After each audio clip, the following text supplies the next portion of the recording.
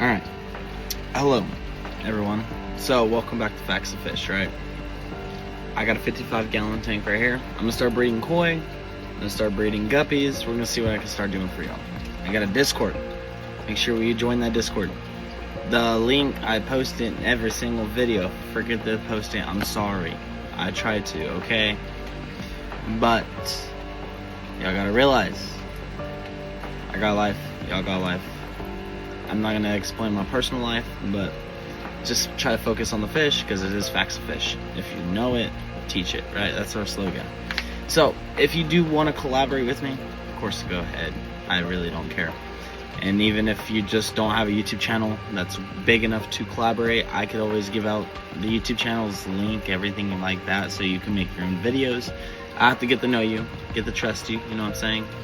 But this video is gonna be about maybe 10 minutes, 5 minutes long. We're gonna talk about the comet goldfish. So this is a fish that a lot of people really don't like to talk about, because I guess people just really don't like to talk about it, but I'm gonna talk about it today. So the comet goldfish, usually when I buy them, it's like 49 cents, 79 cents, depending on where you go. Petco, I think, is 49 cents, about 40 cents, something like that. Usually about that big.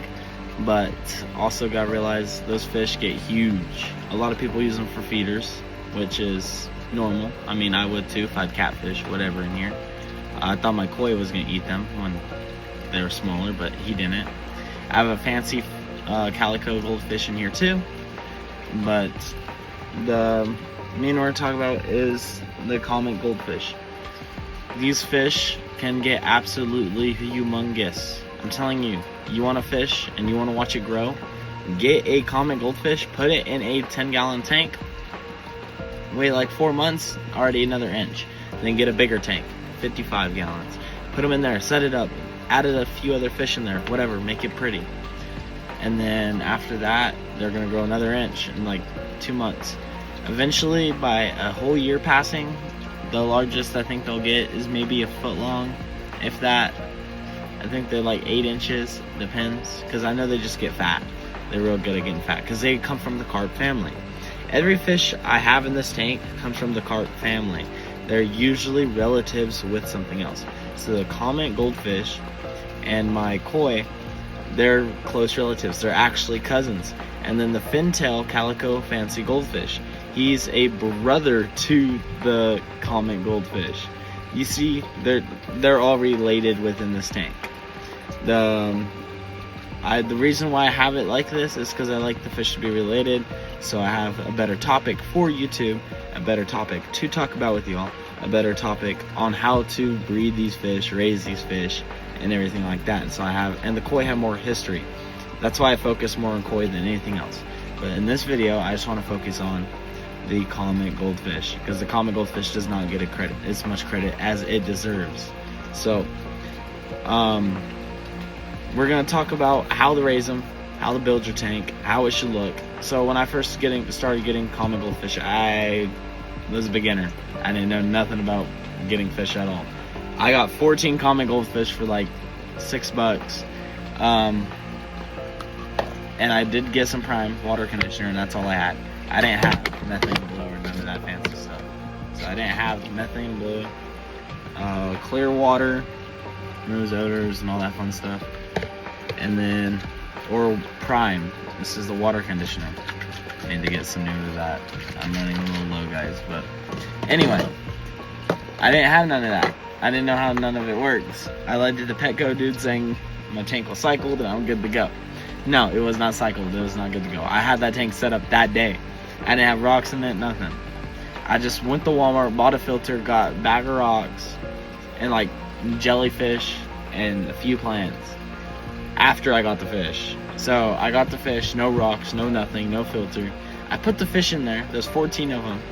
The water's not cycled. It's just fresh water I got out of a water hose.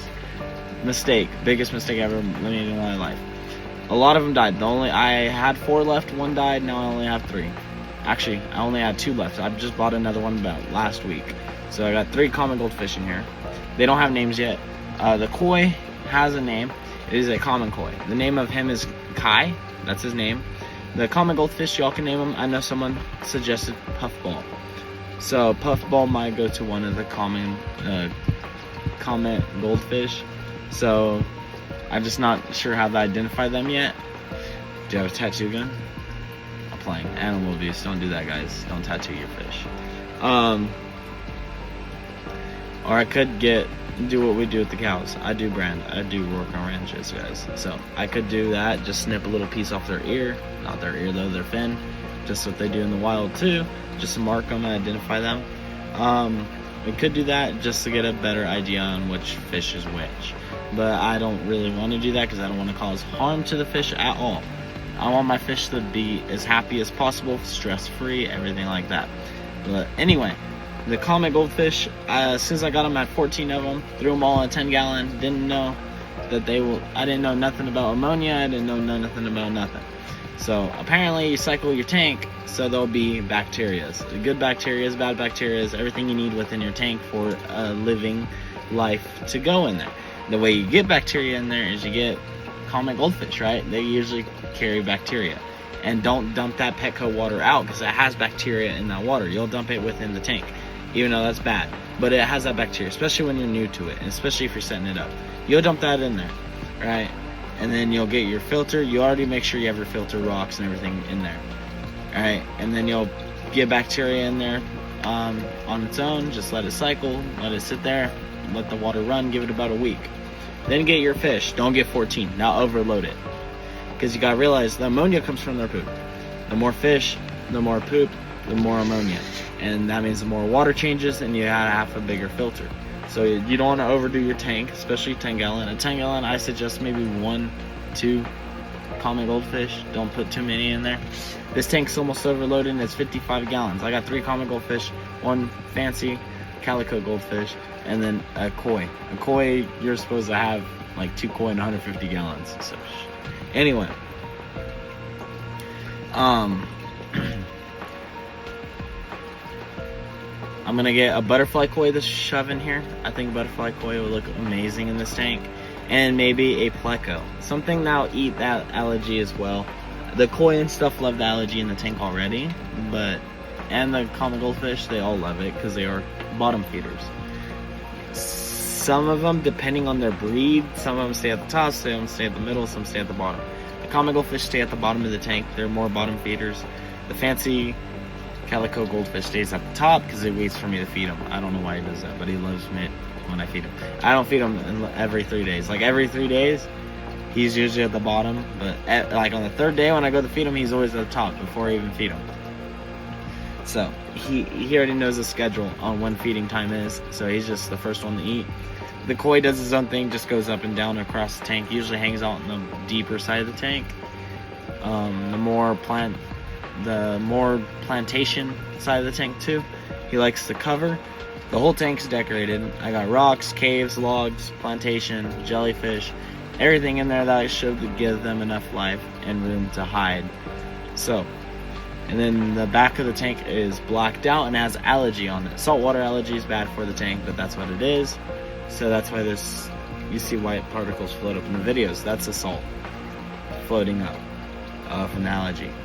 They like to eat that though, and it comes with a lot of nutrients. That nutrients is good for that fish. It'll make them grow, make them thrive, right?